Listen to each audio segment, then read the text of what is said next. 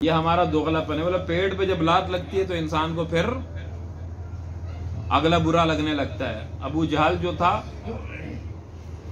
ये वो शख्स था कि जब रसूलुल्लाह सल्लल्लाहु अलैहि वसल्लम पैदा हुए तो इसकी एक बांदी ने आकर खुशखबरी दी कि मुबारक हो तुम्हारे भाई का लड़का पैदा हुआ है। तो इसने उस बांदी को आजाद कर दिया कि जाओ उस खुशी के अंदर कि तूने मुझे खुशखबरी दी है कि मेरे भाई का बेटा पैदा हुआ है, तुझे मैं आजाद करता हूं।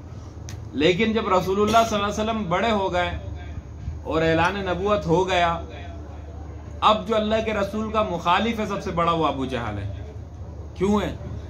उसकी वजह क्या थी?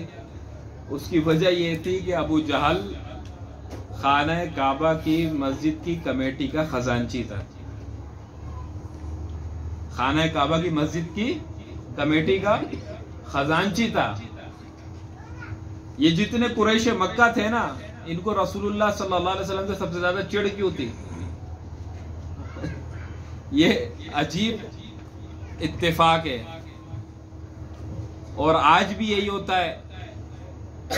ये अपने पाकिस्तान में पूरे में घूम के देख लो, सिर्फ ये इलाका नहीं, पूरे पाकिस्तान में जितनी भी मसाजिद होंगी उनके जो कमेटी वाले मेंबर होंगे वो इमाम को ऐसे समझेंगे जैसे सोतेला बेटा नहीं होता, या अल्लाह माफी दे बस कुछ और चीज। वो उसको ऐसे नजर, बस उनकी सारी तगो दो जो होती है वो ये नहीं होती है कि मस्जिद कैसे तरक्की कर ले। सबसे ज्यादा कोशिश यही लगी रहती है कि बस किसी तरीके से ना तो इमाम के पांव जमे, ना तो मजमा जुड़े उसके साथ, ना मोहल्ला उसका साथ देवे, और उसका काम ज्यादा बढ़े नहीं, उसकी गलत तशहीर लोगों में हो, लोग उसकी बुराई करें और हर तरीके की। और रात को सोते हैं ना तो ख्वाब में भी फिर यही चीजें आती है। कहते हैं ना बिल्ली के ख्वाब में चिचड़ है, तो रात को सोने के बाद भी ख्वाब में फिर यही बातें आती हैं कि यार किस तरीके से इसके साथ कुछ कर दिया जाए कि बस ये जाए। ये है नहीं है। पूरे पाकिस्तान में आप इसको देखो, पूरे पाकिस्तान का हाल है। क्योंकि हम मौलवी लोग हैं, हमारे को पता है, हमारे दोस्त यार भी मौलवी है। जब जमा होते हैं तो फिर यही बातें होती हैं कि मेरी कमेटी वाले ऐसे और मेरी ऐसे और मेरे ऐसे, एक से बढ़कर एक। जब दूसरा बयान करते हैं तो हम उसको यही कहते हैं कि बस कर पगले रुलाएगा क्या, ये हाल होता है, क्या समझे? तो वही बात है। तो ये वजह क्या है? क्योंकि निस्बत जो है वो कुफार मक्का से, कुरैश मक्का से, सरदारान मक्का से। अल्लाह के रसूल सल्लल्लाहु अलैहि वसल्लम को इमाम बनाकर अल्लाह तबारक व तआला ने मक्के में भेजा था। वो अल्लाह की तरफ से चुनाव था कि ये इमामती करेंगे, ये यहाँ के इमाम होंगे।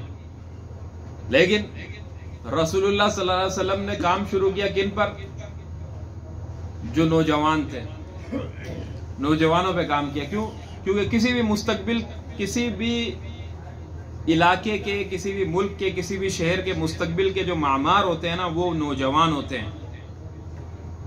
आज का नौजवान वो मुस्तकबिल का मामार है, वो आपके माशरे को बनाएगा।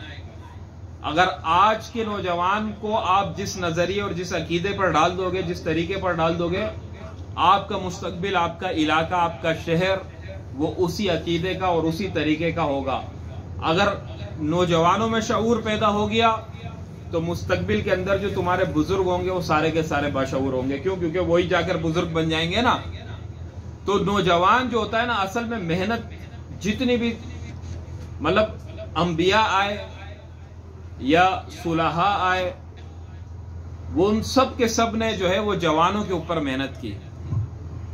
क्योंकि एक जवान जो है ना, वो सिर्फ जो एक कुआरा जवान भी है, वो कल को जाके पूरा एक घराना बनता है। अगर वो दीन पर आ गया ना तो पूरा का पूरा घराना दीन पर आ गया।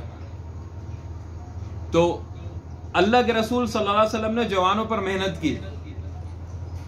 इनकी बातें क्या थी? सारे छोटे छोटे बच्चे रखे, सारे कल के बच्चे इनको अपने साथ बिठाता है।